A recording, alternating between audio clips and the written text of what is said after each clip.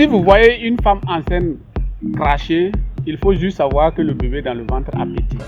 Mesdames et messieurs, amis téléspectateurs, bienvenue à votre émission favorite, Sauf qui peut, pilotée techniquement par les humoristes et mise en onde par tout ce qui nous entoure. Voici le thème du jour, pourquoi chaque fin du cycle est sanctionnée par une composition. Pour le savoir, nous accueillons dans notre studio deux éminents chercheurs qui viendront donner leur point de vue face à cette question.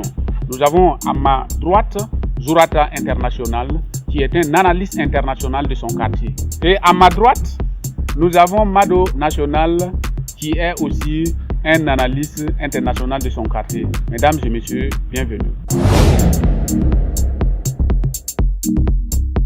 Mado, pourquoi chaque fin du cycle est sanctionnée par une composition? Alors, la question de savoir pourquoi chaque fin de cycle est frappée par une composition, la réponse est très simple. C'est justement pour savoir le niveau de chaque élève ou du moins de chaque étudiant. Car si on prend le cas des examens comme ça, tu ne peux pas enseigner des étudiants et puis, ou du moins des élèves, leur donner des diplômes sans pour autant savoir le niveau de tout un chacun. Il faut que les professeurs ou du moins les docteurs vérifient si le cours qui leur est dispensé a été bien assimilé. Ou bien. Donc, mais en plus de ça également, il faut reconnaître que le fait de faire la composition, ça ne profite pas uniquement aux élèves, ça profite également aux enseignants. Car on dit l'enseignement, ce n'est pas uniquement de donner, mais c'est le rendez-vous du donner et du recevoir. Ouais. Les étudiants peuvent, ou du moins les élèves peuvent recevoir, tout comme ils peuvent donner aux Je me rappelle quand j'étais au lycée, mon professeur de maths se cachait chaque soir pour venir me demander des explications le soir avant de venir dispenser le cours. Vous voyez, c'est pas moi qui l'ai dit. Donc, le fait que chaque fin de cycle est sanctionné par une composition, ça profite à tous. Nous allons donner la parole à Zurata International pour qu'il puisse donner son point de vue. Alors, bonjour mesdames et messieurs. Bonjour. Ouais, merci beaucoup pour la parole. Bon, alors, il faut dire de façon cataminutieuse que ce monsieur qui est là, qui pense qu'il est probable et il est favorable pour les élèves ou les étudiants d'être évalués à la fin, bon, n'est pas la bienvenue. Bon, imagine, quelqu'un, tu viens, tu donnes des cours et à la fin, tu les soumets à des compositions. Mais ça, c'est manque de confiance en soi.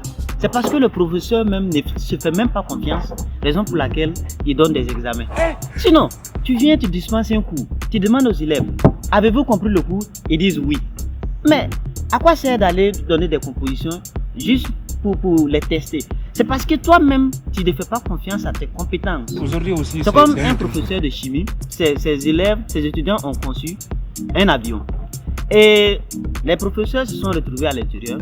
Dès qu'ils ont annoncé que c'est les étudiants qui ont fabriqué l'avion, les professeurs ont commencé à sortir.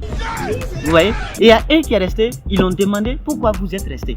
Il dit non, que c'est parce que lui sait que si c'est vraiment ces étudiants qui ont fait ça, c'est que l'avion ne va pas décoller.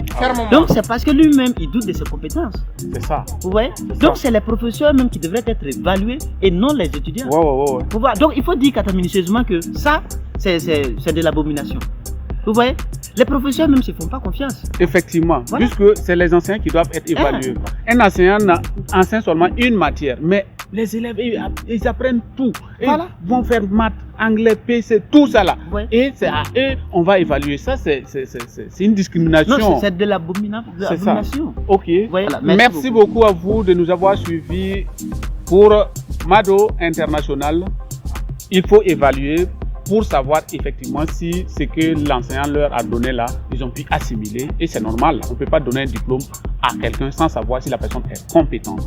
Pour Zurata, pas question, c'est aux enseignants même qu'on doit évaluer parce que ils ne maîtrisent pas leur matière. Voilà pourquoi ils enseignent une seule matière et non plusieurs matières. Mesdames et messieurs, nous sommes à la fin de notre émission et on va se donner rendez-vous pour un autre jour avec d'autres numéros. Mais avant de nous quitter, retenez ceci.